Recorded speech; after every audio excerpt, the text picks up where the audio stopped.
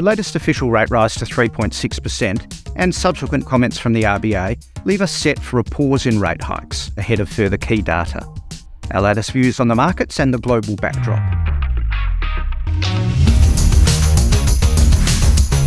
The 10th successive RBA rate hike delivered last week leaves official rates 3.5% higher than a year ago, but a range of factors suggest a pause is imminent. As we mentioned last month, we expect a plateau in rates by May, but for the RBA to still maintain a tightening bias. And in the last few weeks, wages growth data released was more benign than forecast. The unemployment rate has increased further to 3.7%.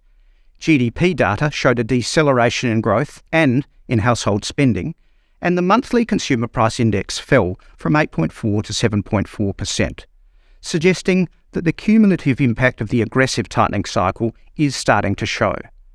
These events all seem to line up with our expectation that inflation peaked in December.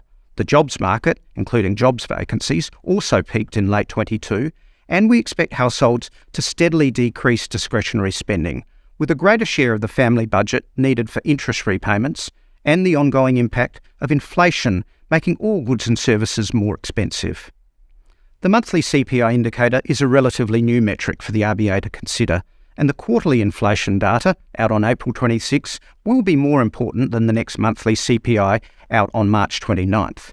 But it was pleasing to see the monthly data for January a full 1% lower, and for core measures to also fall, even though housing and rental costs, food and holiday travel all remain highly inflated.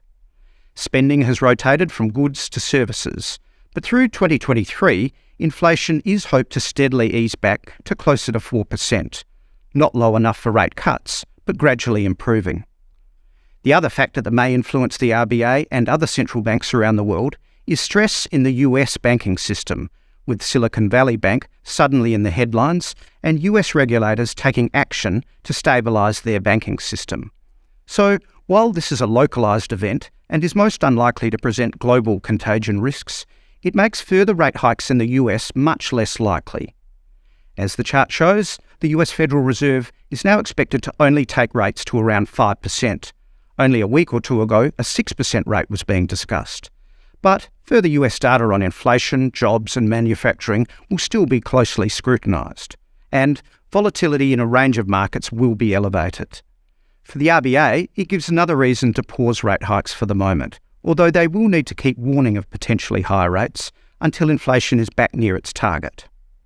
And lastly, tourism and international arrival numbers continue to pick up, and demand for Australian exports remains strong, which will be crucial to offset the slowing in household spending as higher interest rates weigh on demand. And that's the market update from Bendigo Bank.